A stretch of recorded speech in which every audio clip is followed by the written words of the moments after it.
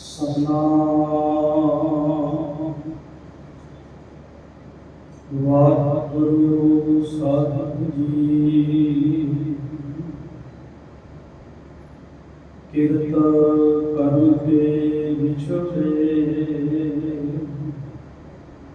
ਕਰ ਕਿਰਪਾ ਮਿਲੋ ਰਾਮ।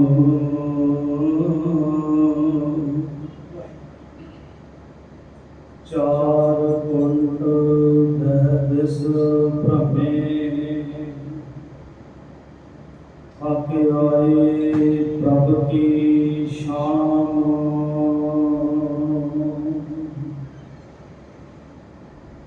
ਪਰਮ ਸਤਿਕਾਰਯੋਗ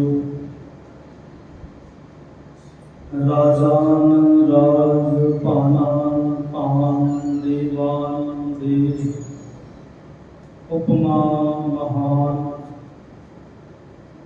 ਚਵਰ ਸ਼ਤਰ ਤਤ ਕੇ ਮਾਲਕ।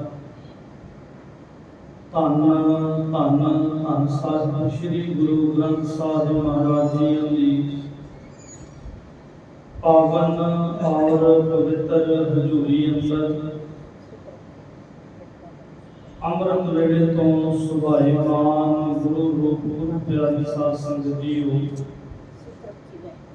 ਸਤਿਗੁਰੂ ਜੀ ਨੇ ਅਪਾਰ ਬਖਸ਼ਿਸ਼ ਰਹਿਮਤ ਕੀਤੀ। ਜੋ ਪਾਵਨ ਪਵਿੱਤਰ ਸੰਗਰਾਂਦ ਦੇ ਸ਼ੁਭ ਦਿਹਾੜੇ ਸਤਿਗੁਰੂ ਜੀ ਨੇ ਸਾਨੂੰ ਬਖਸ਼ਿਸ਼ ਕੀਤੇ ਹਨ। ਸਤਿਗੁਰੂ ਧੰਨ ਸ੍ਰੀ ਗੁਰੂ ਗ੍ਰੰਥ ਸਾਹਿਬ ਮਹਾਰਾਜ ਜੀ ਇਸ ਪਾਵਨ ਮਹੀਨੇ ਦਾ ਜੋ ਸਾਨੂੰ ਉਪਦੇਸ਼ ਬਖਸ਼ਿਸ਼ ਕਰਦੇ ਹਨ।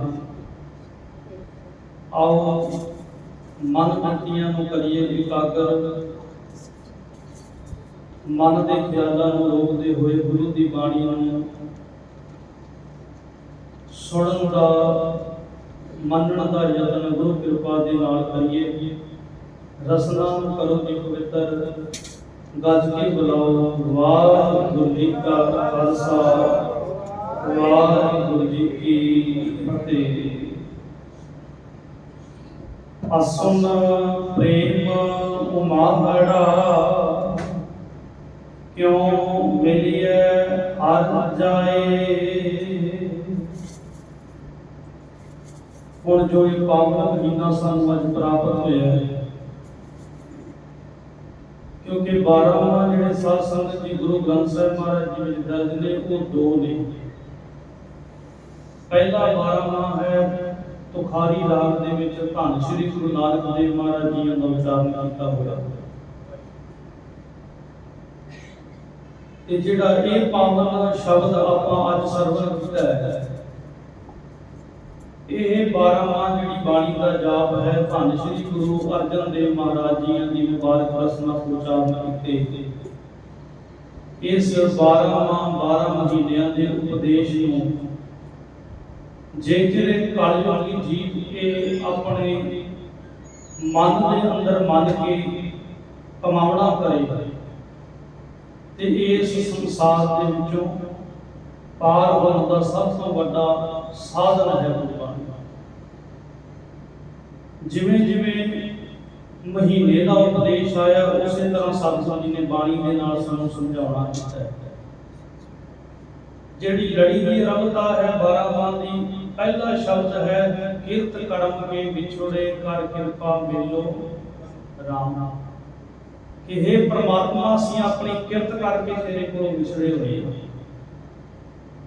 ਤੇ ਸਾਨੂੰ ਕਿਰਪਾ ਕਰਕੇ ਆਪਣੇ ਨਾਲ ਮੇਲ ਨਾ ਕਰ। ਤੇ ਫਿਰ ਸਤਿਗੁਰੂ ਜੀ ਨੇ ਆਰੰਭਤ ਜਿਹੜਾ ਪਹਿਲਾ ਮਹੀਨਾ ਸੀ ਉਹਦੇ ਵਿੱਚ ਸਾਨੂੰ ਉਪਦੇਸ਼ ਦਿੱਤਾ ਸੀ ਕਿ ਚੇਤ ਗੋਬਿੰਦ ਆਰਾਧੀ ਹੈ, ਹੋਵੇ ਆਨੰਦ ਘਣਾ। ਕਿ ਚੇਤ ਦੇ ਮਹੀਨੇ ਤੋਂ ਤੂੰ ਆਪਣੇ ਉਸ ਇਸ਼ਟ ਪਰਮਾਤਮਾ ਨੂੰ ਚੇਤੇ ਕਰਨਾ ਜਿਹੜਾ ਉਹ ਆਰੰਭ ਕਰ ਲੈ। ਤੇ ਜਦੋਂ ਤੂੰ ਚੇਤ ਦੇ ਮਹੀਨੇ ਤੋਂ ਆਰੰਭਤਾ ਕਰੇਗਾ, ਫਿਰ ਸਤਿਗੁਰੂ ਜੀ ਸਾਨੂੰ ਉਪਦੇਸ਼ ਦਿੰਦੇ ਆ ਜਦੋਂ 12 ਮਹੀਨਿਆਂ ਦੇ ਉਪਦੇਸ਼ ਸਾਨੂੰ ਸਤਿਗੁਰੂ ਜੀ ਬਖਸ਼ਿਸ਼ ਕਰਦੇ ਨੇ। ਚੇਤਰ ਦੇ ਵਿੱਚ ਆਰੰਭਤਾ ਹੈ ਤੇ ਫਲਗੁਣ ਆਨੰਦ ਉਪਾਰਜਨਾ ਹਰ ਸੱਜਣ ਪ੍ਰਗਟੇ। ਜਿਨ੍ਹਾਂ ਨੇ ਚੇਤਰ ਦੇ ਵਿੱਚ ਅਰੰਭਤਾ ਕੀਤੀ, ਉਹਨਾਂ ਦੇ ਫਾਗਣ ਦੇ ਮਹੀਨੇ ਦੇ ਵਿੱਚ ਪਹੁੰਚਦਿਆਂ ਮਨ ਦੇ ਵਿੱਚ ਆਨੰਦ ਜਿਹੜਾ ਉਹ ਘਣਾ ਬਣ ਗਿਆ। ਫਾਲਗੁਣ ਆਨੰਦ ਉਪਾਦਨਾ ਉਹਨਾਂ ਦੇ ਹਿਰਦੇ ਦੇ ਵਿੱਚ ਪਰਮਾਤਮਾ ਦੇ ਨਾਮ ਰੂਪੀ ਜਿਹੜਾ ਆਨੰਦ ਸੀ ਉਹ ਪ੍ਰਗਟ ਹੋ ਗਿਆ। ਤੇ ਫਿਰ ਸਤਿਗੁਰੂ ਜੀ ਲਾਸਟ ਵਿੱਚ ਸਮਝਾਉਂਦੇ ਨੇ, ਜਿਨ ਜਿਨ ਨਾਮ ਧਿਆਇਆ ਤਿਨ ਕੀ ਕਾਜ ਸਰੀ। ਹੁਣ ਸਾਧ ਸੰਗਤ ਜੀ, ਜਿਹੜੇ ਮਨੁੱਖ ਨੂੰ ਭੁੱਖ ਲੱਗੀ ਹੈ ਰੋਟੀ ਖਾਏਗਾ, ਭੁੱਖ ਉਸ ਮਨੁੱਖ ਦੀ ਦੂਰ ਹੋਣੀ ਹੈ। ਨਾਮ ਬਾਣੀ ਇਹ ਇਸ ਤਰ੍ਹਾਂ ਦੀ ਹੈ, ਜਿਨਨੇ ਅਭਿਆਸ ਕੀਤਾ, ਜਿਨ ਜਿਨ ਨਾਮ ਧਿਆਇਆ ਤਿਨ ਕੇ ਕਾਜ ਸਰੀ। ਜਿਹੜਾ ਇਸ ਬਾਣੀ ਨੂੰ ਜਪੇਗਾ, ਜਿਹੜਾ ਇਸ ਬਾਣੀ ਦਾ ਆਸਰਾ ਲਵੇਗਾ, ਉਹਦੇ ਕਾਰਜ ਜਿਹੜੇ ਨੇ ਉਹ ਗੁਰੂ ਕਿਰਪਾ ਦੇ ਨਾਲ ਪੂਰੇ ਹੋ ਜਾਣਗੇ। ਭਾਦੋਂ ਦੇ ਮਹੀਨੇ ਦੇ ਵਿੱਚ ਜਿਹੜੀ ਇਹ ਜੀਵ ਆਤਮਾ ਸੀ ਇਹ ਦੁਬਦਾ ਦੇ ਵਿੱਚ ਸੀ, ਕਿਉਂਕਿ ਜੇ ਬਾਹਰ ਦੇ ਮਹੀਨੇ ਦਾ ਜ਼ਿਕਰ ਕਰੀਏ ਤੇ ਬਾਹਰ ਦਾ ਮਹੀਨਾ ਜਿਹੜਾ ਉਹ ਵੀ ਦੁਬਦਾ ਭਰਿਆ। ਕਦੇ ਬਾਰਿਸ਼ ਆ ਗਈ, ਕਦੇ ਮੌਸਮ ਜਿਹੜਾ ਹੈ ਉਹ ਮੌਸਮ ਨੇ ਕਰਵਟ ਲੈ ਲਈ, ਠੰਡ ਦਾ ਮੌਸਮ ਬਣ ਗਿਆ, ਕਦੇ ਇੱਕਦਮ ਗਰਮੀ ਦਾ ਮੌਸਮ ਹੋ ਗਿਆ। ਜਿਹੜਾ ਦੋ ਭਾਅ ਦਾ ਮੌਸਮ ਸੀ, ਤੇ ਸਤਿਗੁਰੂ ਜੀ ਨੇ ਉੱਥੇ ਸਾਨੂੰ ਸਮਝਾਇਆ ਸੀ ਕਿ ਭਾਈ ਭਾਦੋਂ ਦਾ ਮਹੀਨਾ ਜਿਹੜਾ ਇਹ ਭਰਮ ਦੇ ਵਿੱਚ ਪਿਆ ਹੋਇਆ ਮਨੁੱਖ ਦਾ ਬਤੀਤ ਹੋ ਰਿਹਾ, ਤੇ ਸੰਸਾਰ ਦੇ ਵਿੱਚ ਵੀ ਮਨੁੱਖ ਜਿਹੜਾ ਹੈ ਭਰਮਾਂ ਦੇ ਵਿੱਚ ਪਿਆ ਹੋਇਆ। ਜਿੰਨਾ ਚਿਰ ਭਰਮ ਨਹੀਂ ਛੱਡਦੇ ਉਹਨਾਂ ਚਿਰ ਪ੍ਰਮਾਤਮਾ ਦੀ ਪ੍ਰਾਪਤੀ ਨਹੀਂ ਹੋ ਸਕਦੀ। ਤੇ ਜਿੰਨਾ ਚਿਰ ਅਸੀਂ ਰੱਬ ਨੂੰ ਧਿਆਉਂਦੇ ਨਹੀਂ, ਸਤਿਗੁਰੂ ਜੀ ਕਹਿੰਦੇ ਸਿਰ ਭਾਦੋਂ ਨਰਕ ਨਾ ਪਾਈਏ। ਜਿਨ੍ਹਾਂ ਨੇ ਭਾਦੋਂ ਦੇ ਮਹੀਨੇ ਵਿੱਚ ਦਵੈਸ਼ ਭਾਵਨਾ ਨੂੰ ਛੱਡ ਦਿੱਤਾ, ਤੇ ਧੰਨ ਸ਼੍ਰੀ ਗੁਰੂ ਅਰਜਨ ਦੇਵ ਮਹਾਰਾਜ ਜੀ ਕਹਿਣ ਲੱਗੇ ਸਿਰ ਭਾਦੋਂ ਨਰਕ ਨਾ ਪਾਈਏ, ਗੁਰ ਰੱਖਣ ਵਾਲਾ ਇਹ। ਉਹ ਪ੍ਰਮਾਤਮਾ ਰੱਖਣ ਵਾਲਾ ਜਿਨ੍ਹਾਂ ਨੇ ਉਸ ਪ੍ਰਮਾਤਮਾ ਨੂੰ ਧਿਆਇਆ, ਫਿਰ ਭਾਦੋਂ ਦੇ ਮਹੀਨੇ ਵਿੱਚ ਉਹ ਨਰਕਾਂ ਦੇ ਵਿੱਚ ਨਹੀਂ ਜਾਂਦਾ। ਹੁਣ ਸੰਸਾਰ ਸੰਗਤ ਜੀ ਜਿਹੜਾ ਇਹ ਉਪਦੇਸ਼ ਹੈ ਨਾ, ਇਹ ਜੇ ਅਸੀਂ ਬਾਹਰਲੀ ਜ਼ਿੰਦਗੀ ਦੇ ਨਾਲ ਆਪਣੀ ਨਾਲ ਇਹਦੀ ਲਾ ਕੇ ਤੁਲਨਾ ਕਰਾਂਗੇ ਨਾ, ਹੁਣ ਸਮਝਾਉਣਾ ਤੇ ਸਿਰਫ ਇੱਕ ਮਨ ਨੂੰ ਹੈ ਅੰਦਰ ਦੇ, ਜਿਹੜੇ ਅੰਦਰ ਆਤਮਾ ਬੈਠਾ ਹੈ, ਉਦੋਂ ਪ੍ਰਮਾਤਮਾ ਦੇ ਨਾਲ ਮੇਲ ਹੋਵੇ। ਪਰ ਉਹਦੇ ਵਾਸਤੇ ਸਾਨੂੰ ਦੁਨਿਆਵੀ ਉਦਾਹਰਨਾਂ ਦੇ ਕੇ ਮੇਰੇ ਮਾਲਕ ਨੇ ਸਮਝਾਇਆ। ਮਨੁੱਖ ਦੋ ਕਿਸ਼ਤੀਆਂ ਦੇ ਦੋ ਬੇੜੀਆਂ ਤੇ ਸਵਾਰ ਹੋ ਕੇ ਕਦੇ ਸਮੁੰਦਰ ਨੂੰ ਪਾਰ ਨਹੀਂ ਕਰ ਸਕਦਾ। ਤੇ ਜੇਕਰ ਦੋ ਗੁਰੂ ਧਿਆਲੇ ਕਦੇ ਇੱਥੇ ਵੀ ਮੱਥਾ ਟੇਕ ਲਿਆ, ਦੂਜੀ ਜਗ੍ਹਾ ਵੀ ਜਾ ਕੇ ਟੇਕ ਲਿਆ, ਫਿਰ ਕਦੇ ਤੀਜੀ ਜਗ੍ਹਾ ਤੇ ਕਦੇ ਚੌਥੀ ਜਗ੍ਹਾ ਤੇ ਬੰਦਾ ਚਲਾ ਗਿਆ, ਇੱਕ ਦਾ ਵਿਸ਼ਵਾਸ ਨਹੀਂ ਆਇਆ। ਤੇ ਜੇ ਇੱਕ ਤੇ ਵਿਸ਼ਵਾਸ ਤੇ ਅਕੀਦਾ ਨਹੀਂ ਆਇਆ ਤੇ ਫਿਰ ਸਾਧ ਸੰਗਤ ਜੀ ਉਹ ਪਾਰ ਵੀ ਕਿੱਥੋਂ ਹੋਵੇ। ਇੱਥੇ ਸਤਿਗੁਰੂ ਜੀ ਨੇ ਸਾਨੂੰ ਇਹ ਸਮਝਾਇਆ ਕਿ ਭਾਈ ਅਸੁਨ ਪ੍ਰੇਮ ਉਮਾਹੜਾ, ਜਿਨ੍ਹਾਂ ਦੇ ਮਨ ਦੇ ਵਿੱਚੋਂ ਦਵੈਸ਼ ਖਤਮ ਹੋ ਗਈ, ਜਿਨ੍ਹਾਂ ਨੂੰ ਭਾਦੋਂ ਦੇ ਮਹੀਨੇ ਦੇ ਵਿੱਚ ਸਮਝ ਆ ਗਈ ਕਿ ਦੂਜੇ ਭਾਅ ਦੇ ਵਿੱਚ ਲੱਗ ਕੇ ਕਦੇ ਪਾਰ ਨਹੀਂ ਹੋਇਆ ਜਾ ਸਕਦਾ, ਦੋ ਬੇੜੀਆਂ ਦੇ ਵਿੱਚ ਸਵਾਰ ਕਦੇ ਪਾਰ ਨਹੀਂ ਹੋ ਸਕਦਾ।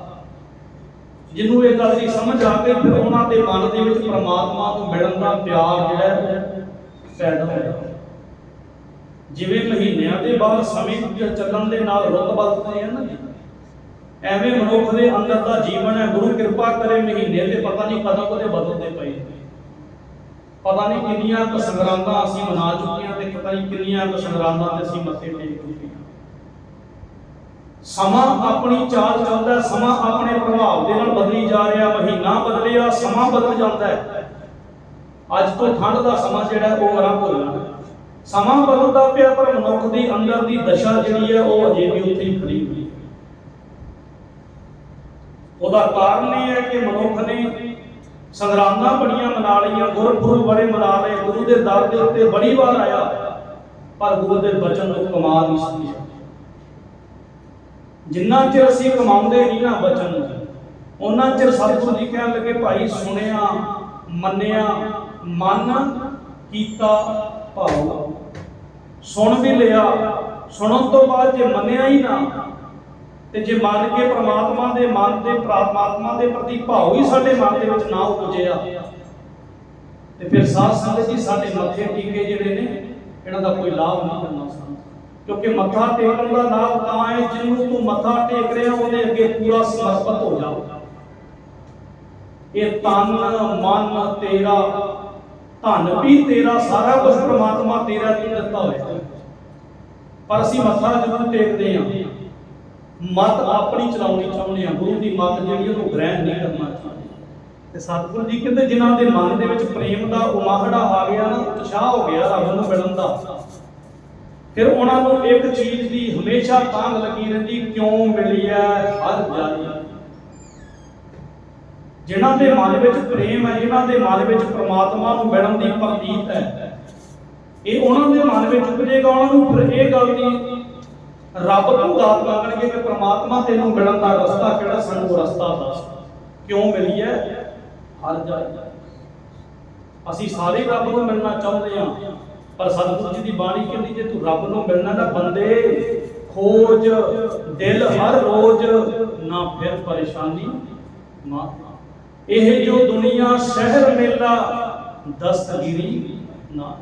ਇਹ ਜਿਹੜੀ ਦੁਨੀਆ ਹੈ, ਜਿਵੇਂ ਸ਼ਹਿਰ ਦੇ ਵਿੱਚ ਮੇਲਾ ਲੱਗਾ ਹੁੰਦਾ ਹੈ ਨਾ, ਤੇ ਮੇਲਾ ਜਿਹੜਾ ਉਹ ਸਦਾ ਨਹੀਂ ਰਹਿੰਦਾ। ਇੱਕ ਦੋ ਦਿਨ ਮੇਲਾ ਆਇਆ, ਮੇਲੇ ਦੇ ਵਿੱਚ ਭੀੜ ਇਕੱਠੀ ਹੋਈ, ਆਖਿਰਕਾਰ ਉਹ ਮੇਲਾ ਖਤਮ ਹੋ ਗਿਆ। ਇਹ ਸੰਸਾਰ ਜਿਹੜਾ ਦੁਨੀਆ, ਇਹ ਵੀ ਇੱਕ ਮੇਲੇ ਦੀ ਨਿਆਈ ਹੈ। ਤੇ ਤੂੰ ਆਪਣੇ ਦਿਲ ਨੂੰ ਖੋਜਣਾ ਕਰ, ਆਪਣੇ ਦਿਲ ਦੇ ਅੰਦਰ ਪ੍ਰਮਾਤਮਾ ਨੂੰ ਲੱਭਣਾ। ਤੇ ਜਿਨ੍ਹਾਂ ਦੇ ਅੰਦਰ ਪ੍ਰੇਮ ਬਣ ਗਿਆ, ਕਿਉਂਕਿ ਪ੍ਰੇਮ ਸ਼ਬਦ ਦੀ ਪਰਿਭਾਸ਼ਾ ਜਿਹੜੀ ਆ ਬਹੁਤ ਲੰਬੀ ਹੈ।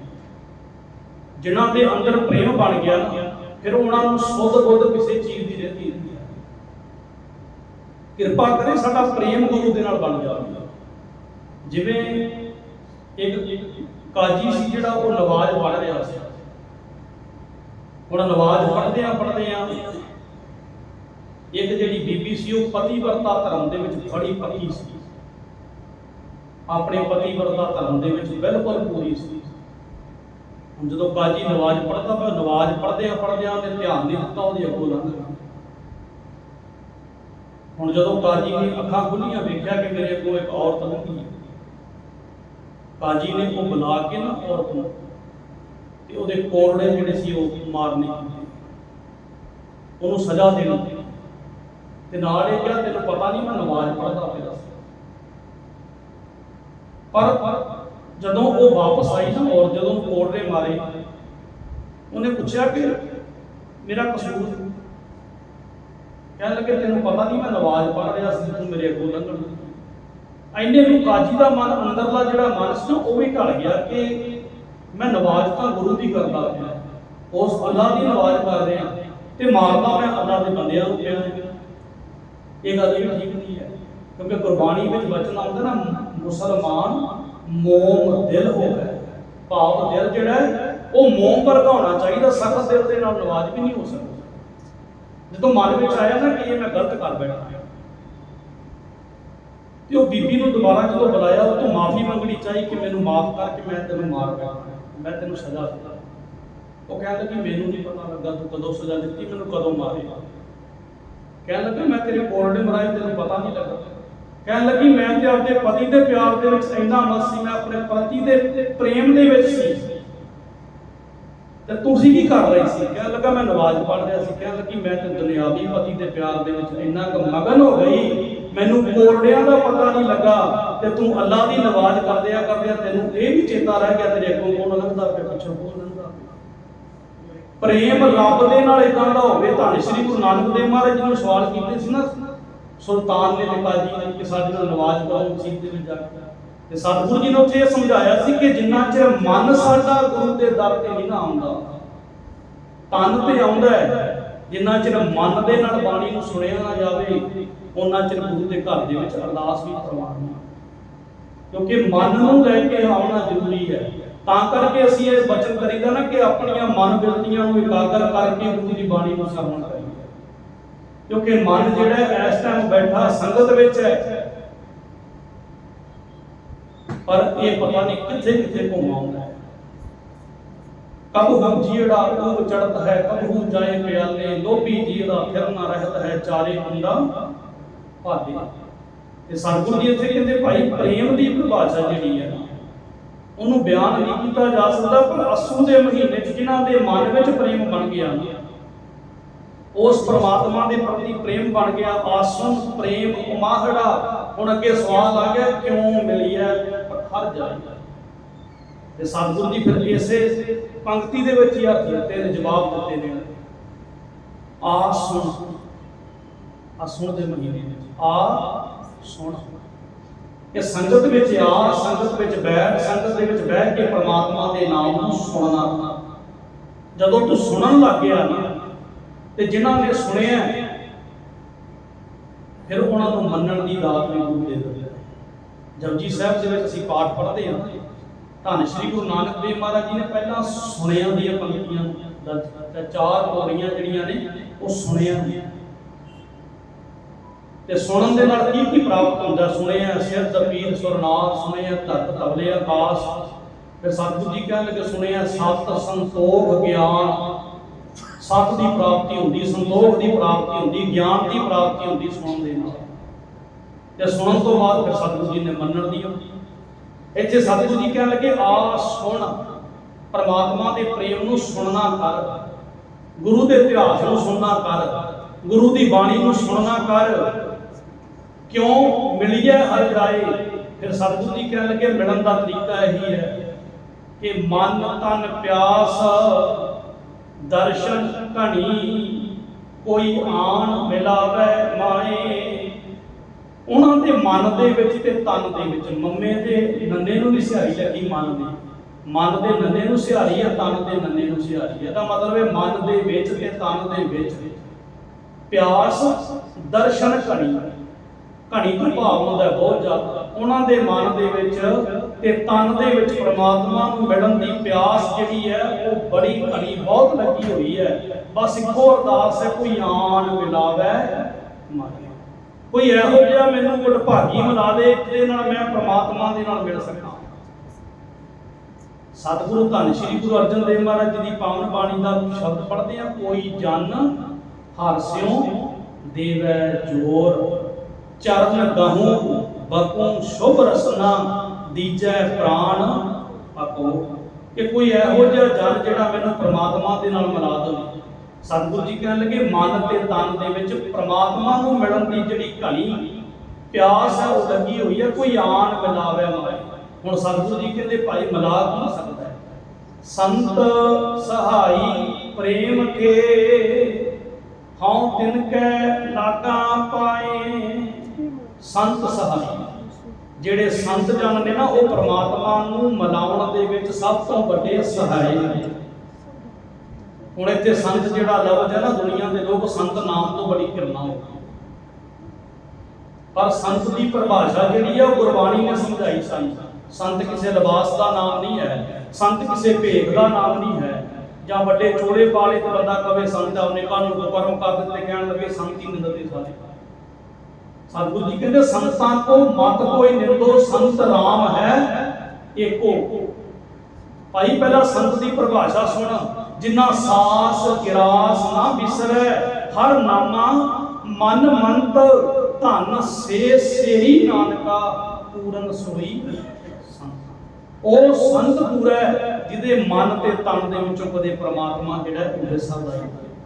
ਤੇ ਸਤਿਗੁਰੂ ਜੀ ਕਹਿੰਦੇ ਭਾਈ ਸੰਤ ਸਹਾਈ ਪ੍ਰੇਮ ਕੇ, ਇਹੋ ਜਿਹੇ ਸੰਤ ਜਿਹੜੇ ਨੇ ਉਹ ਪ੍ਰਮਾਤਮਾ ਨੂੰ ਮਿਲਾਉਣ ਦੇ ਵਿੱਚ ਸਹਾਇਤਾ ਕਰਦੇ ਨੇ। ਹਾਂ ਤਿਨ ਕਹਿ ਲਾਗਾ ਪਾਈ, ਉਹਨਾਂ ਦੇ ਚਰਨਾਂ ਦੇ ਵਿੱਚ ਲੱਗ ਜਾ ਜਿਹੜੇ ਤੈਨੂੰ ਰੱਬ ਦੇ ਨਾਲ ਜੋੜਦੇ। ਕਿਉਂਕਿ ਜੇ ਜੁੜਿਆਂ ਦੀ ਸੰਗਤ ਕਰੇਗਾ ਨਾ, ਜੇ ਗੁਰੂ ਦੀ ਸੰਗਤ ਵਿੱਚ ਆ ਕੇ ਬੈਠੇਗਾ, ਇੱਥੇ ਤੈਨੂੰ ਜੋੜਨ ਵਾਲੇ ਮਿਲਣਗੇ, ਤੋੜਨ ਵਾਲਾ ਨਹੀਂ ਮਿਲੇਗਾ। ਕਿਉਂਕਿ ਸਤਿਗੁਰੂ ਜੀ ਦੇ ਘਰ ਦੇ ਵਿੱਚੋਂ ਆਵਾਜ਼ਾਂ ਆਉਂਦਾ ਨਾ, ਆਵੋ ਸਿੱਖ ਸਤਿਗੁਰੂ ਕੇ ਪਿਆਰੇ ਗਾਵੋ ਸੱਚੀ ਬਾਣੀ। ਜੇ ਸ਼ਾਮ ਨੂੰ ਅਸੀਂ ਰਹਿਰਾਸ ਸਾਹਿਬ ਦਾ ਪਾਠ ਕਰਦੇ ਹਾਂ ਤਾਂ ਸਤਿਗੁਰੂ ਜੀ ਆਵਾਜ਼ਾਂ ਦਿੰਦੇ ਨੇ, ਮੇਰੇ ਮਾਧੋ ਜੀ ਸਤ ਸੰਗਤ ਮਿਲੇ ਸੋ ਤਰਿਆ। ਜਿੰਨੇ ਸੰਗਤ ਕੀਤੀ ਭਾਈ ਉਹ ਤਰ ਜਾਵੇਗਾ ਸੰਸਾਰ ਦੇ ਵਿੱਚ। ਤੇ ਸਤਿਗੁਰੂ ਜੀ ਕਹਿਣ ਲੱਗੇ ਭਾਈ ਸੰਤ ਜਨਾਂ ਦੀ ਸੰਗਤ ਕਰਿਆ ਕਰ, ਕਿਉਂਕਿ ਜਿਹੜੇ ਸੰਤ ਜਨ ਨੇ ਨਾ ਉਹਨਾਂ ਨੇ ਆਪ ਰੱਬ ਦਾ ਨਾਮ ਜਪਿਆ ਤੇ ਦੂਸਰਿਆਂ ਨੂੰ ਜਪਣ ਵਾਸਤੇ ਪ੍ਰੇਰਿਤ ਨੇ। ਭਾਈ ਮੰਝ ਜੀ ਹੋਏ ਨੇ ਨਾ ਜੀ, ਇੰਨੀ ਘਾੜ ਕਮਾਈ ਕਰਨ ਤੋਂ ਬਾਅਦ ਜਦੋਂ ਖੂਹ ਦੇ ਵਿੱਚ ਡਿੱਗੇ ਨਾ, ਲੱਕੜਾਂ ਦੇ ਬਾਲਣ ਵਾਸਤੇ ਲੱਕੜਾਂ ਲੈ ਕੇ ਆ ਰਹੇ ਸੀ ਲੰਗਰ ਵਾਸਤੇ, ਤੇ ਡਿੱਗਣ ਤੋਂ ਬਾਅਦ ਜਦੋਂ ਧੰਨ ਸ਼੍ਰੀ ਗੁਰੂ ਅਰਜਨ ਦੇਵ ਮਹਾਰਾਜ ਜੀ ਨੰਗੇ ਪੈਰੀ ਲੈਣ ਵਾਸਤੇ ਉਸ ਸਿੱਖ ਨੂੰ ਗਏ। ਇੰਨਾ ਪਿਆਰ ਸੰਤ ਦੇ ਨਾਲ ਜਿਨ੍ਹਾਂ ਨੇ ਗੁਰੂ ਦੀ ਸੇਵਾ ਕਮਾਈ ਹੈ। ਤੇ ਜਦੋਂ ਬਾਹਰ ਕੱਢਿਆ ਨਾ, ਤੇ ਜਿਹੜੇ ਸੰਤ ਨੇ ਨਾ ਉਹ ਆਪਦੇ ਵਾਸਤੇ ਕਦੇ ਕੁਝ ਨਹੀਂ ਮੰਗਦੇ, ਉਹ ਸਹਾਇਤਾ ਹੀ ਕਰਦੇ ਨੇ ਦੂਜਿਆਂ ਦੀ ਰੱਬ ਨਾਲ ਜੋੜਨ। ਹੁਣ ਭਾਈ ਮਨ ਨੂੰ ਜਦੋਂ ਸਤਿਗੁਰੂ ਜੀ ਕਹਿ ਰਹੇ ਨੇ ਭਾਈ ਮਨ ਜੀ ਮੰਗੋ ਕੁਛ, ਤੇ ਭਾਈ ਮਨ ਜੀ ਮੰਗਦੇ ਕਿਹਦੇ ਵਾਸਤੇ ਪਏ ਨੇ? ਕਹਿਣ ਲੱਗੇ ਸਤਿਗੁਰੂ ਜੀ ਤਰੁੱਠੇ ਹੋ ਨਾ, ਤੇ ਇੱਕ ਰਹਿਮਤ ਕਰਿਓ, ਐਡੇ ਵੱਡੇ ਸਿੱਖੀ ਦੇ ਪਰਚੇ ਨਾ ਪਾਇਓ ਕਿਸੇ ਤੇ। ਕਲਯੁਗ ਦਾ ਸਮਾਂ, ਤੁਹਾਡਾ ਸਿੱਖ ਜਿਹੜਾ ਹੈ ਇਹ ਤੁਹਾਡੀ ਕਿਰਪਾ ਦੇ ਨਾਲ ਪਾਰ ਹੋ ਸਕਦਾ, ਪਰ ਤੁਸੀਂ ਐਡੇ ਪਰਚੇ ਨਾ ਪਾਇਓ, ਕਰੜੇ ਪਰਚਿਆਂ ਤੇ ਸਿਰ ਡੋਬ ਜਾਵੇ। ਤੇ ਸਤਿਗੁਰੂ ਨੇ ਫਿਰ ਉਹਨੂੰ ਜਹਾਜ਼ ਬਣਾਇਆ ਸਿੱਖੀ ਦਾ। ਮੰਝ ਪਿਆਰਾ ਗੁਰੂ ਕੋ ਗੁਰ ਮੰਝ ਪਿਆਰਾ, ਮੰਝ ਗੁਰੂ ਕਾ ਬੋਹਿ ਥਾ ਜਗ ਲੰਘਣ ਹਾਰਾ। ਧੰਨ ਸ਼੍ਰੀ ਗੁਰੂ ਅਰਜਨ ਦੇਵ ਮਹਾਰਾਜ ਜੀ ਦੇ ਬਚਨ ਨੇ, ਜਿਹੜਾ ਭਾਈ ਮੰਝ ਦੀ ਸੰਗਤ ਕਰੇਗਾ ਉਹ ਸੰਸਾਰ ਤੋਂ ਪਾਰ ਹੋ ਜਾਵੇਗਾ। ਸੰਤ ਸਹਾਈ ਪ੍ਰੇਮ ਕੀ ਹੁਣ ਤਿਨ ਕਹਿ ਲਾਗਾ ਭਾਈ। ਵਿਣ ਪ੍ਰਭ ਕਿਉਂ ਸੁਖ ਪਾਈਐ, ਦੂਜੀ ਨਾਹੀ ਜਾਏ। ਪਰਮਾਤਮਾ ਤੋਂ ਬਿਨਾਂ ਕਦੇ ਸੁਖ ਦੀ ਪ੍ਰਾਪਤੀ ਨਹੀਂ ਹੋ ਸਕਦੀ। ਦੂਜੀ ਨਾਹੀ ਜਾਏ, ਜਾਏ ਤੋਂ ਭਾਵ ਹੁੰਦਾ ਜੀ ਥਾਂ। ਗੁਰੂ ਨੂੰ ਛੱਡ ਕੇ, ਪਰਮਾਤਮਾ ਨੂੰ ਛੱਡ ਕੇ ਕੋਈ ਦੂਜੀ ਥਾਂ ਹੀ ਨਹੀਂ ਹੈ ਜਿੱਥੋਂ ਸੁਖ ਦੀ ਪ੍ਰਾਪਤੀ ਹੋ ਸਕੇ। ਸੁਖ ਤੇ ਅਸੀਂ ਸਾਰੇ ਹੀ ਚਾਹੁੰਦੇ ਆ ਨਾ। ਸੁਖ ਕੋ ਮੰਗਿਆ ਬਹੁਤ ਬਹੁਤ, ਦੁੱਖ ਨਾ ਮੰਗਿਆ ਕੋਈ। ਸੁਖ ਨੂੰ ਤੇ ਸਾਰੇ ਚਾਹੁੰਦੇ ਆ, ਪਰ ਦੁੱਖ ਦੀ ਪ੍ਰਾਪਤੀ ਕੋਈ ਨਹੀਂ ਚਾਹੁੰਦਾ। ਸਤਿਗੁਰੂ ਜੀ ਕਹਿਣ ਲੱਗੇ ਜੇ ਸੁਖ ਚਾਹਣਾ ਹੈ ਨਾ, ਫਿਰ ਇੱਕ ਗੱਲ ਪੱਲੇ ਨਾਲ ਬੰਨ ਲੈ, ਵਿਣ ਪ੍ਰਭ ਕਿਉਂ ਸੁਖ ਪਾਈਐ। ਪਰਮਾਤਮਾ ਤੋਂ ਬਿਨਾਂ ਕਦੇ ਸੁਖ ਨਹੀਂ ਮਿਲ ਸਕਦਾ।